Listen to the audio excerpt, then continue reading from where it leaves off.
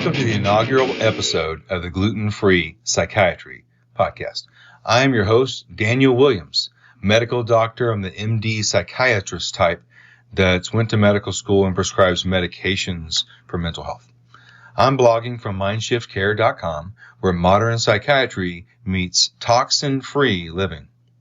Imagine how much better you would feel after detoxing from neurotoxins such as PFAS, BPA, Parabens, Glyphosate, Fluoride, Botulinum Toxin, and the heavy metals aluminum, arsenic, cadmium, chromium, lead, and mercury.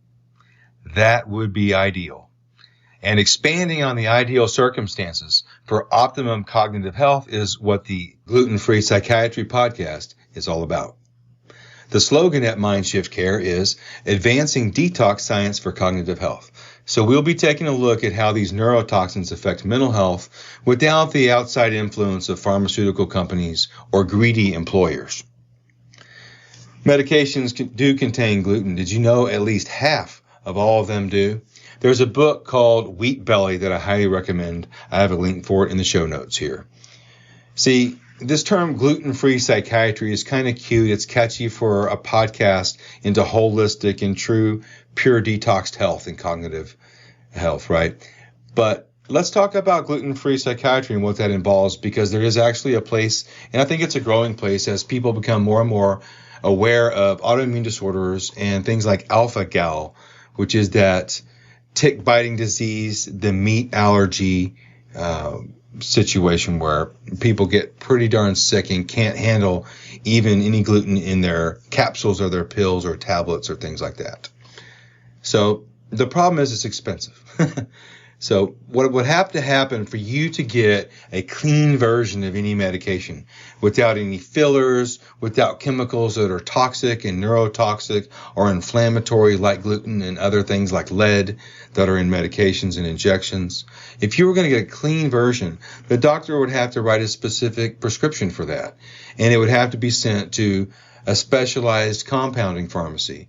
That's old school stuff where they literally get the pure powders, mix it into topicals or capsules that are vegan, not any kind of meat or, kind of allergy inducing things. So if you have ulcerative colitis, celiac sprue, if you have alpha-gal, that tick-biting disease, or other situations where you just want to clean your brain, clean your body, and get as many toxins out, because the more toxins you can get out of your body, the less work your immune system has to do, the better your cognitive and physical health.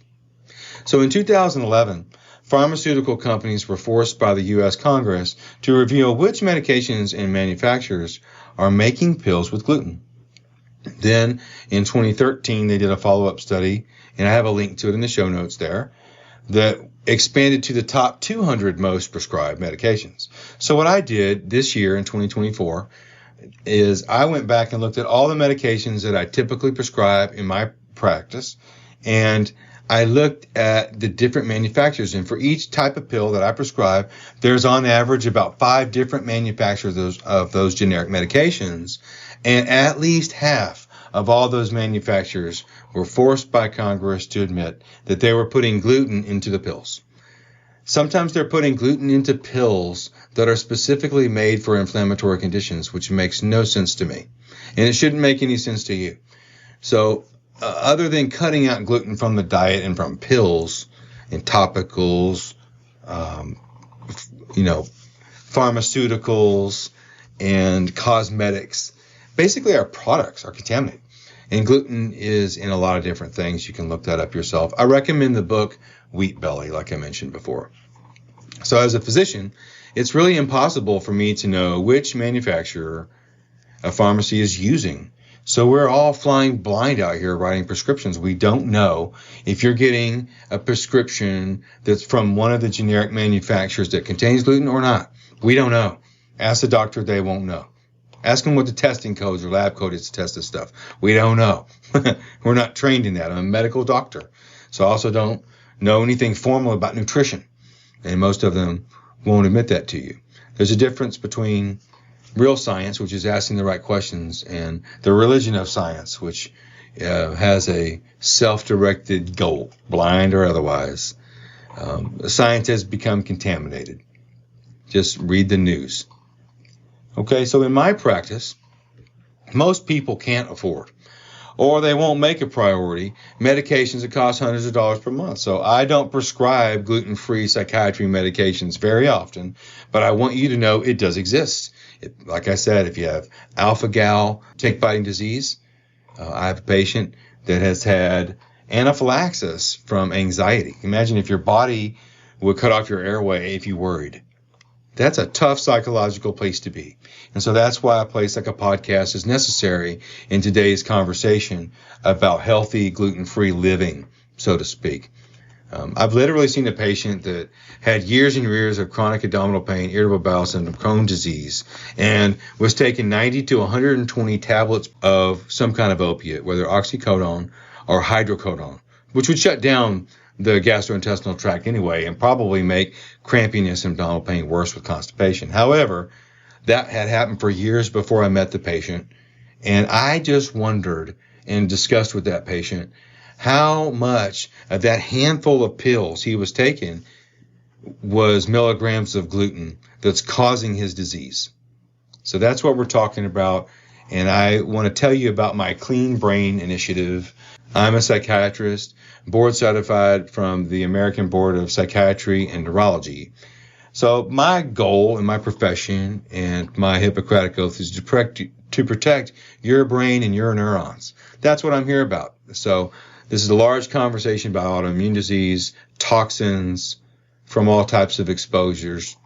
But my focus here with Mindshift Care and the Gluten-Free Psychiatry Podcast is to clean your brain. So I'd like to invite you to join the Clean My Brain Initiative at mindshiftcare.com, advancing detox science for cognitive health. All 3 appointment types get instant access to the Mindshift Detox Lab order set. And I have links to this so you can see what the chemicals and lab codes are absolutely for free on the website and show notes. So you can book an appointment with me personally for detox life coaching, dementia screening, or even medication management if you happen to be located in Texas, Colorado, and Missouri for medications. All the other appointments you can be in anywhere in the world. So imagine how much better you would feel after detoxing from those neurotoxins, PFAS, BPA, Parabens, Glyphosate, Fluoride, Botulinum Toxin from your root canal. Heavy metals like aluminum, arsenic, cadmium, chromium, lead, and mercury. I want you to know I was the first ever to demonstrate with this very podcast episode that PFAS does come out of the body during ionic foot baths. In later episodes, we'll be looking into systematic reviews, evidence-based peer-reviewed literature out there on neurotoxins of different types, and that's what we're going to focus on. PFAS is one of them. It's the perfluoral or polyfluoral alkyl substances that are all in the news from military bases, firefighters. It's in the fire extinguishers and clothing, etc. It's in the food supply as well. So we need to get this out of our body, and the modern media calls it forever chemicals, and I'm here to announce today at the Gluten-Free Psychiatry Podcast that PFAS can potentially double the speed of excretion out of human bodies using electrolysis via ionic foot baths. So learn more about the Clean My Brain Initiative at mindshiftcare.com today.